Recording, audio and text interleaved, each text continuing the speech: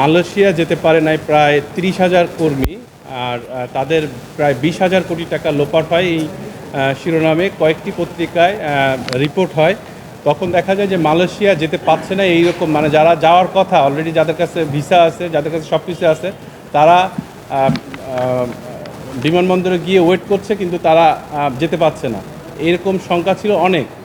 তো এগুলা পত্রপত্রিকায় দেখার পরে আমি এবং আমার লার্নেড ফ্রেন্ড দুইজন মিলে জনস্বার্থে একটি মামলা ফাইল করি। সেই মামলাতে কোর্ট সন্তুষ্ট হয়ে একটি রুল ইস্যু করেন এবং এই যাবতীয় ঘটনার উপরে একটি তদন্ত করতে বলে এবং তদন্ত রিপোর্ট প্রদান করতে বলেন প্রতি 6 মাস পর পর। যেই রিপোর্টটি আজকে মহামান্য কোর্টে পেশ করা হয়েছে এবং সেটার উপর শুনানি হয়েছে। সেই রিপোর্টে দেখা যায় যে 5 লক্ষের অধিক 22 সালে নেওয়ার কথা ছিল মালয়েশিয়া কর্তৃপক্ষের। সেখানে প্রায় সেই আনুপাতিক ভিত্তিতে সরকার রিক্রুটিং এজেন্সিগুলার যে ধরনের ডকুমেন্ট দেওয়া প্রয়োজন, অর্থাৎ গ্রিন কার্ড দেওয়া প্রয়োজন, সেইগুলা সরকার দেয়। সরকার দেওয়ার পরে প্রায় 4 লক্ষ উপরে মানুষ মালয়েশিয়া যেতে পারে।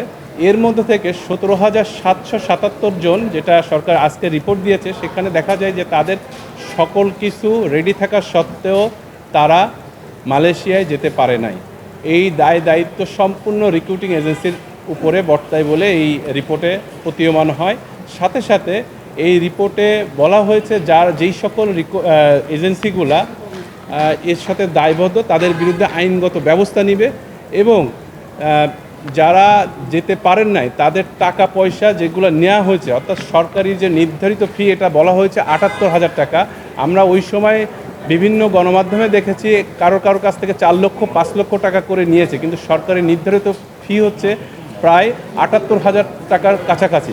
তো যেই টাকাগুলো তারা অলরেডি নিয়েছে, তাদের যদি তথ্য প্রমাণ থাকে তাহলে তাদেরকে ফেরত দিতে ওই এজেন্সিগুলো বাধ্য। সাথে সাথে ওই এজেন্সির বিরুদ্ধে কী ধরনের ব্যবস্থা নেওয়া হয়েছে, অর্থাৎ তাদের বিরুদ্ধে আইনগত ব্যবস্থা বলতে তারা যদি ফ্রড করে থাকে ফৌজদারি মামলা হবে, এই ধরনের কোনো কিছু আমাদের এই রিপোর্টে নাই। তো মহামান্য কোর্টকে আজকে আমরা সুনির্দিষ্টভাবে বলেছি যে তারা নেক্সট একটা কমপ্লায়েন্স দিক, যেখানে বলা থাকবে যে তারা বলছে যে এজেন্সিগুলো, রিক্রুটিং এজেন্সিগুলো দায়বদ্ধ, সেই এজেন্সিগুলোর বিরুদ্ধে ব্যবস্থা নেওয়ার জন্য সুপারিশ করা হয়েছে। কী ব্যবস্থা নিয়েছে সেটা আমরা জানার জন্য মহামান্য কোর্ট আগামী আগস্টের 27 তারিখে আবার ডেট রেখেছে এবং আগস্টের 27 তারিখে ডেট রেখেছে এবং বলা হয়েছে যে যেই সকল বিষয়গুলো নিয়ে যে তাদেরকে পাঠানো, অর্থাৎ সরকার এই রিপোর্টে আরেকটা জিনিস বলছে যে সরকার অলরেডি ইনিশিয়েটিভ নিচ্ছে যে মালয়েশিয়া কিভাবে পাঠানো যায়, অর্থাৎ